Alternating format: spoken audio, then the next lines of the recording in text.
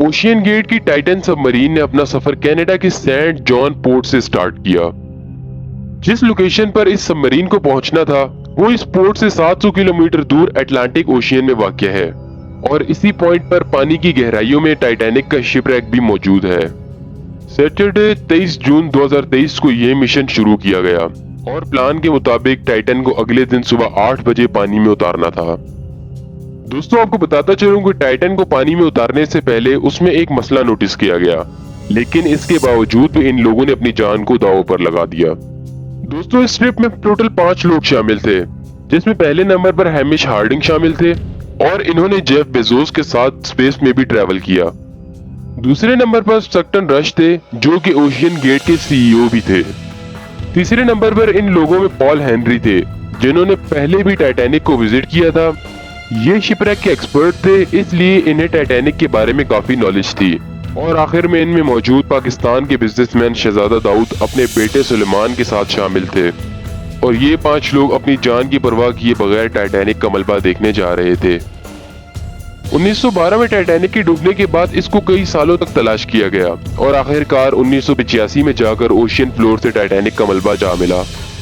Titanic के डूबने के बाद इतने सवाल पैदा हो गए जो कि अब जाकर तलाश होना शुरू हुए। 1995 में Canadian film maker James Cameron ने टाइटैनिक शिपरेक के बहुत से दौरे किए और 1997 में टाइटैनिक मूवी रिलीज की गई। टाइटैनिक मूवी इतनी हिट हुई कि अब हर बंदा टाइटैनिक का मलबा देखने के लिए उतावला हो रहा था। टाइटैनिक शिपरेक पानी की गहराई में 4000 मीटर नीचे है। अगर इसकी गहराई का अंदाजा लगाना हो तो ये बुर्ज खलीफा की हाइट के 5 टाइम्स बनता है। इस गहराई में पानी का प्रेशर इंतहाई ज्यादा होता है। खैर, संडे 18 जून दोपहर 12 बजे सबमरीन का सफर शुरू हुआ। यूं तो शिपरेक तक पहुंचने में 2 घंटे लगते हैं, लेकिन 1 घंटा 45 मिनट बाद ही टाइटन का कनेक्शन मदरशिप पोलर प्रिंस, जो कि बाहर इंतजार कर रही थी, उससे टूट गया। अब ये बात तो जाहिर थी कि सबमरीन शिपरेक के बहुत ज्यादा करीब है और उसके अलावा भी पानी की इतनी गहराई में वायरलेस कनेक्शन का टूटना एक नॉर्मल बात थी। शुरू में तो इस मसले को ज्यादा सीरियस ना लिया गया। ये पूरा सफर 7 घंटे का था, मगर जब 7 घंटे बाद भी टाइटन से कोई रिस्पांस ना मिला तो अब ऊपर खड़ी शिप में क्रू को टेंशन होने लगी। अब यहाँ इन लोगों ने टाइटन को तलाश करना शुरू किया। कुछ देर बाद उन्होंने यूएस कोस्ट गार्ड से भी मदद ली। अगले दिन मंडे को यूएस और कैनेडियन शिप और प्लेन्स ने इस एरिया पर प्रॉपर सर्च ऑपरेशन शुरू कर दिया। इन्होंने पानी के ऊपर भी और सोनार स्कैनिंग की मदद से पानी के अंदर भी अपनी तलाश जारी रखी।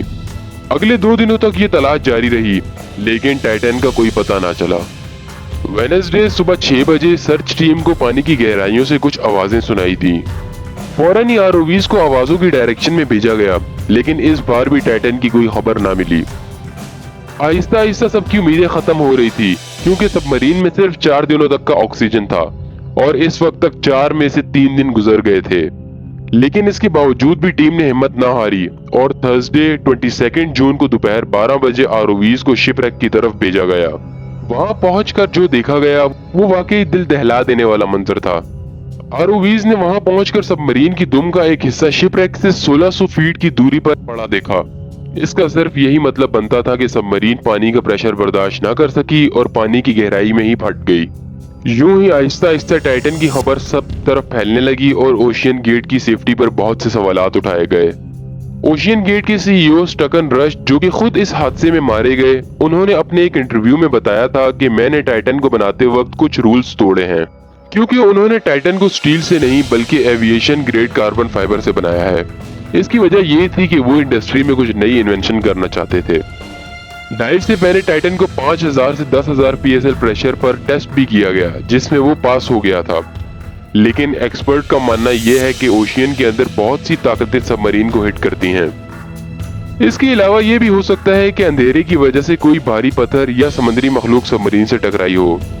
जो भी हो, इसकी तबाही की पहली वजह तो इसका कार्बन फाइबर वाली मैन्युफैक्चरिंग है।